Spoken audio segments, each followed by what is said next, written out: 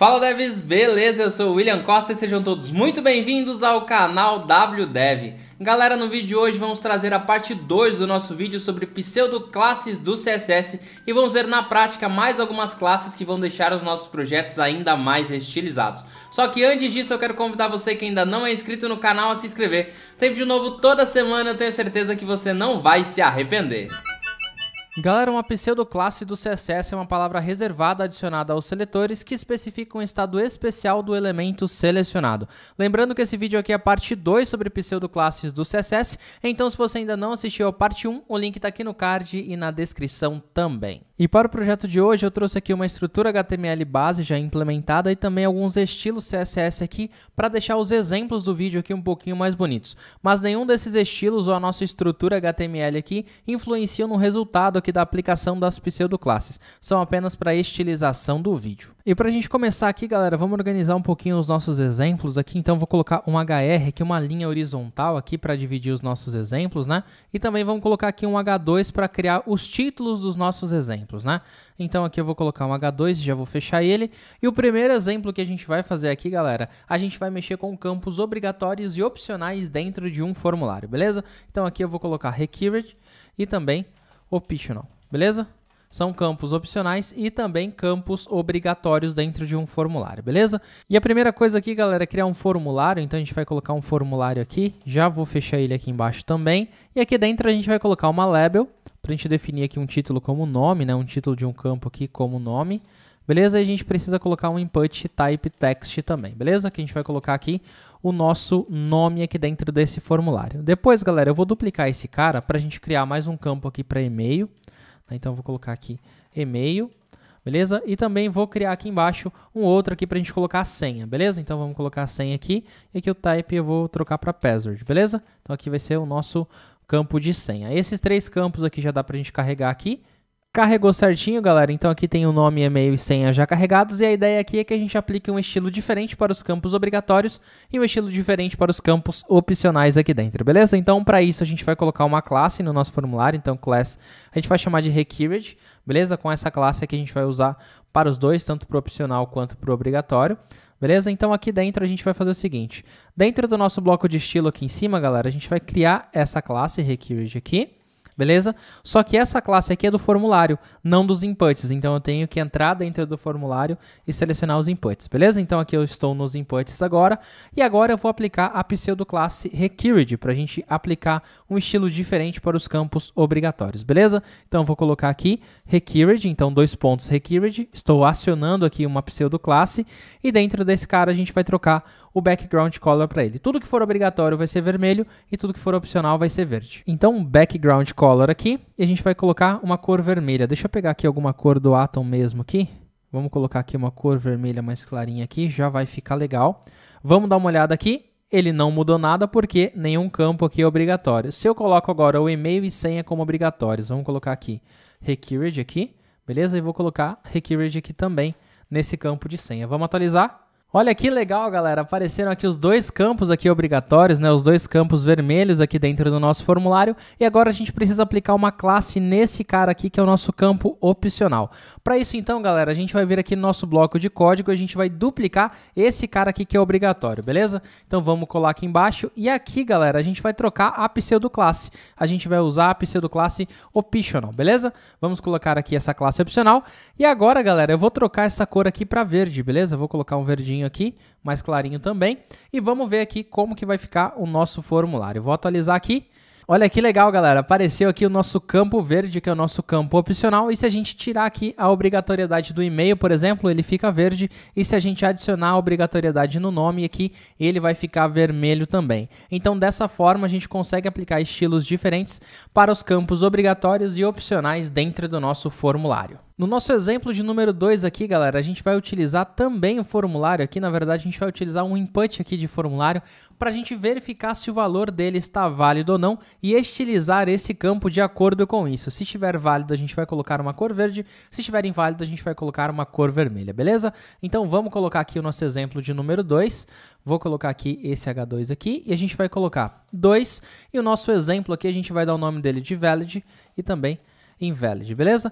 Que a gente vai estilizar de acordo com essas condições aqui. E para isso a gente vai precisar apenas do e-mail aqui, né? Então vamos colocar o e-mail aqui. E aqui dentro, galera, a gente vai colocar uma classe, né, nesse input aqui. Essa classe aqui vai ser valid, beleza? Vamos colocar essa classe como valid apenas e a gente vai verificar se ele é válido ou não aqui dentro desse formulário. Só que aqui, ao invés do text, a gente vai usar type email, beleza? Porque aí o próprio CSS, o próprio HTML aqui consegue verificar se o conteúdo aqui realmente é um e-mail ou não, né? Se não é um e-mail válido, beleza? Vamos atualizar aqui para ver. Apareceu o nosso campo de e-mail aqui, galera, então a gente já pode partir para a validação desse campo aqui. Para isso, galera, aqui em cima no nosso bloco de estilo, a gente vai colocar a nossa classe aqui, valid, né? E a gente vai primeiro verificar se esse cara está inválido e depois também a gente coloca outra pseudoclasse para verificar se ele está válido, beleza? Então vamos colocar aqui valid e 2 pontos invalid, né? Que é a nossa pseudoclasse aqui, se ele estiver com conteúdo inválido aqui, beleza? Então aqui a gente vai fazer o seguinte, se ele for inválido, a gente vai trocar a cor do texto aqui para vermelho, beleza? Então eu vou colocar um vermelho aqui, beleza? Para a gente verificar e vamos atualizar. Se eu digitar alguma coisa inválida, olha aqui, galera, isso aqui não é um e-mail, já ficou vermelho, olha que legal. Agora, se eu coloco um arroba e alguma coisa depois do arroba aqui, indica que é um e-mail válido, então por isso aqui que ele fica preto, né? Ele não fica mais com aquela cor vermelha de erro, né, galera? Então, o que a gente pode fazer? Vamos colocar esse vermelho aqui um pouco mais escuro aqui, porque aí a gente pode colocar um background color aqui de um vermelho clarinho também. Vamos colocar aqui para ver. Copiei ali de cima do outro input, vamos ver como que vai ficar.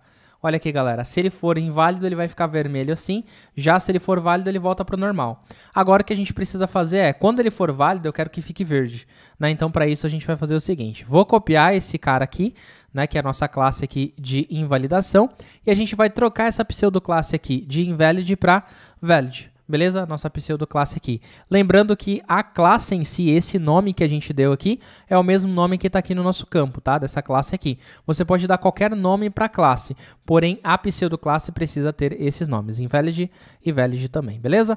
Aqui eu vou trocar aqui para o verde, então vou colocar aqui um tom de verde claro também, e vou trocar aqui o tom de vermelho para verde também, ele vai ficar com verde escuro também. Vamos trocar aqui, vamos ver? Por padrão, esse campo aqui já fica como correto, né? Porque ele está vazio aqui, então ele validou como correto. Só que se eu começo a digitar, ele fica vermelho. E se eu coloco um e-mail válido, olha que legal, já ficou aqui o nosso campo preenchido, galera. Então aqui ele já diz que esse cara aqui está válido. Então se ele estiver válido, vamos colocar aqui um font weight bold nele e vamos mexer um pouquinho nessa cor aqui, né? Essa cor aqui do texto, a gente precisa escurecer ela um pouquinho mais. Vamos ver aqui como que vai ficar, né? Deixa eu colocar agora um e-mail aqui. Olha aqui que legal que ficou, galera. Ficou muito mais bonito aqui o nosso campo e dessa forma você consegue ter um retorno visual aí para o seu usuário, dizendo se esse campo foi preenchido corretamente ou não, somente aqui usando o CSS. Continuando com classes aqui de validação de campos de formulários, né? O nosso item 3 aqui, nosso exemplo 3, também traz uma validação para campos numéricos, né? Do type number, onde a gente consegue validar se o número digitado ele está dentro ou fora da faixa ali permitida desse campo e a gente aplica ali um estilo diferente se ele estiver dentro da faixa ou se ele estiver fora dessa faixa, beleza? Vou copiar aqui esse item 2, né, pra gente aqui, vou colocar agora o 3 aqui dentro e a gente vai trabalhar com in range e out of range, beleza? Se ele está dentro da faixa ou fora da faixa. Aqui eu vou trocar o e-mail aqui para quantidade, beleza? Quantidade. Aqui a gente vai colocar a classe dele como range, beleza? Aqui o type é como number. E agora a gente vai colocar aqui qual que é a faixa permitida dentro desse campo. Vou colocar aqui como min 5, beleza? Ele pode ser no mínimo 5 e o max dele aqui vai ser 10, beleza? De 5, entre 5 e 10, ele pode preencher esse campo. Qualquer coisa fora disso, a gente precisa colocar ali um estilo de erro para ele, beleza? Então vamos atualizar aqui. Aqui, galera, se eu digito aqui qualquer número, ele vai ficar. Porém, se eu venho aqui pelas setinhas, ele vai de 5 a 10 apenas, beleza?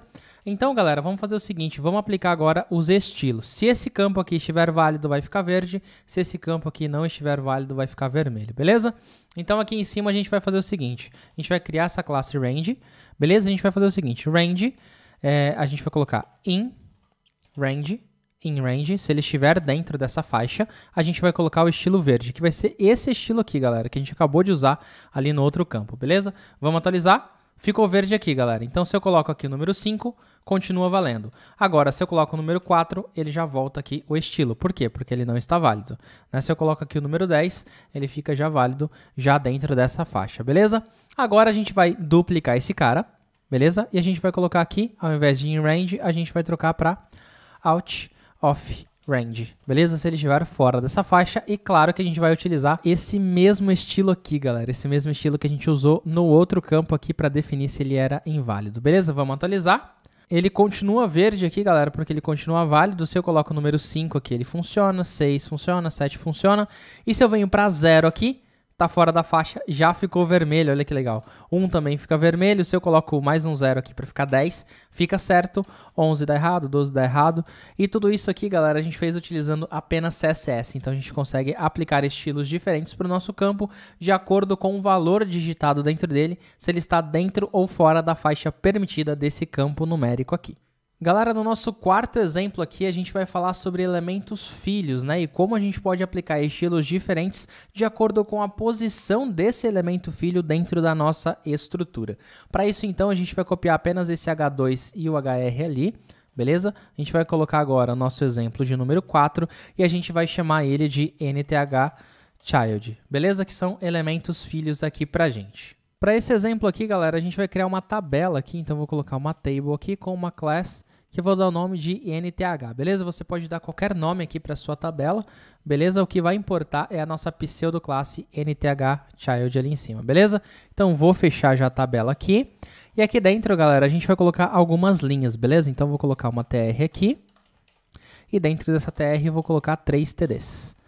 Beleza? Então, vou colocar uma TD aqui, aberta e fechada. Aqui eu vou colocar um número, né? Como se fosse um ID aqui do usuário, né? Então, vou colocar aqui a segunda TD como nome, então, William Costa. E aqui a terceira como um e-mail, né? Então, aqui vai ficar um e-mail, vou colocar aqui teste@teste.com, beleza? Temos esses 3 caras aqui. E eu vou duplicar essa linha aqui várias vezes para a gente criar uma tabela bem grande aqui dentro, beleza, galera? Vamos ver aqui. Criei várias linhas aqui, vamos ver quantas linhas que eu tenho aqui. Deixa eu só atualizar a tela.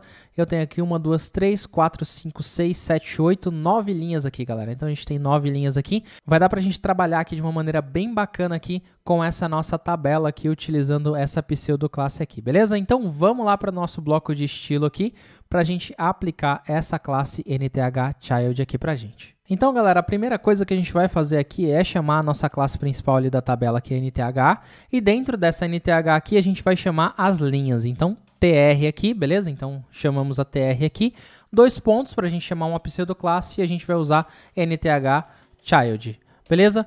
Dentro aqui dessa nthchild, a gente pode passar um número aqui dentro, que é a posição desse filho aqui dentro desse nosso elemento, né? Dessa nossa estrutura do elemento principal, que é a nossa tabela, beleza?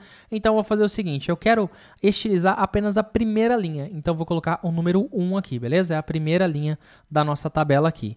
E aqui, galera, eu vou fazer o seguinte, eu vou colocar aqui um negrito, então, font weight bold, e vou colocar aqui uma cor dentro desse texto aqui, eu vou pegar um verde bem escuro aqui, e vou colocar dentro dessa nossa linha, beleza? Coloquei esse verde aqui, vamos ver como que vai ficar essa nossa linha. Vou atualizar. Olha aqui, galera, estilizou apenas a primeira linha e ficou apagado aqui, né? Então, deixa eu copiar esse outro verde aqui, que é mais claro. Beleza, já ficou legal. Então, dessa forma, eu estilizei apenas a primeira linha. Agora, eu quero estilizar a segunda linha desse cara. Então, eu vou copiar esse cara e vou estilizar apenas a segunda. Então, eu vou trocar aqui para 2 e vou trocar essa cor aqui de verde, eu vou colocar um azul aqui dentro, beleza? Colocamos aqui, vamos testar. Já ficou aqui azul, galera. Então, dessa forma, eu consigo estilizar as linhas aqui da minha tabela, né? De acordo com a posição desse nosso item tr aqui, desse elemento tr aqui, dentro da estrutura da nossa tabela. Se eu coloco aqui 5, por exemplo, ele vai estilizar a quinta linha aqui dessa nossa tabela. E outra forma bem legal de estilizar aqui a nossa tabela, galera, é utilizando as posições pares e ímpares aqui dentro e a gente troca esses números aqui pela definição de par ou ímpar aqui dentro, beleza? Então, o que eu vou fazer? Eu vou copiar esses caras aqui e vou comentar eles aqui só para a gente não perder os exemplos, beleza? Vou deixar aqui e vou colar embaixo. Aqui embaixo, galera, a gente vai fazer o seguinte, vou colocar odd, né, para definir que esse estilo aqui vai para as linhas ímpares e a gente vai usar even para as linhas pares, beleza? Então, as linhas ímpares vão ficar verde e as linhas pares vão ficar azuis, beleza? Vamos ver? as linhas ímpares, ó, 1, 3, 5, 7, 9, ficaram verdes, as linhas 2, 4, 6 e 8 ficaram azuis, galera. Então, dessa forma, a gente também consegue fazer aquelas tabelas onde as linhas são listradas, né? Onde eu tenho uma linha com background de uma cor e a outra linha com background de outra cor, né? Muito utilizado aí em tabelas, em relatórios, né? Dentro aí do Excel, por exemplo, né? Então, a gente consegue fazer isso aqui utilizando apenas CSS e não precisa fazer nenhuma conta aí para chegar nas linhas pares e ímpares aqui ou fazer condições aí durante a impressão. E não é só isso, galera, dá para a gente estilizar também utilizando os múltiplos da linha, né? Então a gente pode fazer o seguinte, deixa eu só copiar um desses caras aqui e comentar também, para a gente não perder esse exemplo aqui, beleza? Então eu vou colocar aqui embaixo. Aqui, galera, eu vou fazer o seguinte, vou colocar 3n aqui dentro. E o que vai acontecer? Todos os múltiplos de 3 aqui dentro da nossa tabela foram estilizados. Então, é 3 vezes 0, chega à posição 0 aqui, 3 vezes 1, que é 3, 3 vezes 2, que é 6, 3 vezes 3, que é 9, e assim por diante dentro da nossa tabela. O n aqui é a posição da linha, o número da linha, né? E o 3 é o multiplicador aqui para definir em qual das linhas ele deve aplicar esse estilo aqui dentro da nossa tabela. E a gente também pode aplicar esse estilo aqui aos 3 primeiros itens, por exemplo, aos 4 primeiros itens, por exemplo, utilizando aqui esse n também, só que negativo, galera. A gente vai fazer o seguinte, deixa eu copiar esse cara e comentar também, né? Vamos colar aqui embaixo e a gente vai colocar o seguinte, menos n mais 3. Então, somente as 3 primeiras posições aqui vão ser estilizadas. Vamos ver aqui como que vai ficar. Somente as 3 primeiras posições, vou colocar aqui 5, então somente as 5 primeiras posições aqui ficaram estilizadas. A gente pode trocar cor também agora para verde, por exemplo. Então essas 5 aqui posições foram estilizadas dentro dessa nossa estrutura. A gente também pode utilizar outro multiplicador, galera. Deixa eu copiar e comentar esse cara aqui, né? Então vamos criar mais um exemplo aqui. Aqui embaixo a gente vai fazer o seguinte, galera. A gente vai colocar 3n mais 2. Então, a gente vai multiplicar as linhas por 3, né? Então, 3 vezes 0, 3 vezes 1, 3 vezes 2. Só que a gente vai somar esse resultado com 2. Então, ao invés dele aplicar na linha 3, ele vai aplicar na linha 5, por exemplo. Então, vamos ver aqui como que vai ficar. Ele aplicou na linha 2 aqui, porque 3 vezes 0, 0 mais 2, 2. 3 vezes 1, 3, mais 2, 5, então aplicou aqui. E assim por diante, galera. Então assim a gente já está multiplicando esses valores das linhas, né, as posições das linhas, e também somando 2 posições aí dentro dessa execução. E também a gente pode criar um intervalo um pouco mais complexo dessas estilizações aqui, galera. A gente pode unir 2 vezes essas pseudoclasses aqui para gerar um intervalo, né? Então, eu vou fazer o seguinte, eu vou copiar esse cara aqui para a gente não perder também. E a gente vai colar aqui embaixo, galera, a gente vai fazer o seguinte. Esse cara aqui a gente vai trocar, a gente vai colocar n mais 2. Então, aqui as posições aqui de n mais 2. Vamos dar uma olhada aqui como que ele vai fazer. A partir do 2, olha que legal, ele criou aqui um intervalo, pulou apenas a primeira. Olha aqui, pulou apenas a primeira linha, o restante ele fez. Agora eu quero fazer o seguinte, da posição 2 até a posição 5, eu quero fazer isso. Eu quero aplicar do restante a primeira posição e depois da 5 eu não quero. Então, para isso eu vou fazer o seguinte, vou colocar aqui 2 pontos, nth child de novo, a gente vai aplicar de novo essa mesma pseudoclasse aqui e eu coloco menos n mais 5, porque aí eu quero ir até a posição 5. Então, vamos ver o que vai acontecer. Olha aqui, a 2, 3, 4 e 5 foram utilizadas, o restante não, galera. Então, assim a gente criou um intervalo. Iniciando na posição 2, finalizando na 5. Vou iniciar na 3 e vou finalizar na 7. Vamos ver? Iniciou na 3, finalizou na 7. Deixa eu voltar aqui. Iniciou na 2, finalizou na 5 também. E aqui, galera, os nossos exemplos sempre foram contando do primeiro item aqui para o último, né? Mas também dá para a gente inverter essa condição e contar do último para o primeiro. Então, vamos fazer um teste aqui. Eu vou duplicar esse cara, deixa eu só comentar ele aqui. Eu vou duplicar ele, galera, e vou aplicar esse estilo aqui. Inclusive, eu vou trocar a cor para azul novamente aqui. Eu vou trocar esse estilo, galera, e vou colocar a partir do final. Então, ao invés de ser a segunda aqui, vai ser na penúltima aqui, que é a 8, né? E ele vai voltando aqui as posições até a 5ª posição invertida aqui dentro, beleza? Então, para isso, a gente vai trocar de nth_child aqui para nth_last_child. Beleza? E a gente vai colocar isso nos dois. Então, a gente vai inverter essa posição aqui. Vamos ver como que vai ficar. Inverteu, galera. Olha aqui, ó, ficou da segunda posição aqui do final, né, da penúltima posição até a quinta posição invertida aqui, olhando de baixo para cima aqui dentro dessa nossa estrutura. A gente pode mexer aqui também, colocando a posição 4, né, isso aqui também funciona. E dentro desse Last Child a gente pode utilizar todas essas outras condições que a gente criou também. A diferença é que ele vai contar do final para o começo e não do começo para o final, como a gente estava fazendo aqui nas outras condições. E com isso, galera, finalizamos o nosso vídeo de hoje. Aqui a gente aprendeu mais um pouquinho sobre as pseudoclasses do CSS e a gente viu vários exemplos aqui, principalmente sobre o NTHChild aqui, para a gente gerenciar os estilos dos nossos elementos filhos aqui dentro dos nossos projetos HTML com CSS aqui. E sem usar JavaScript conseguimos também validar os campos ali e dar um efeito visual se o campo foi preenchido corretamente ou não e se ele também é obrigatório ou não. É isso aí, galera, espero que tenham gostado do vídeo de hoje. Se você gostou, já sabe, né? Deixa um like no vídeo e um comentário falando o que achou desse conteúdo. Galera, tem um montão de novidades vindo por aí e uma delas é que logo logo sai a loja do WDev com produtos personalizados feitos com carinho pra vocês.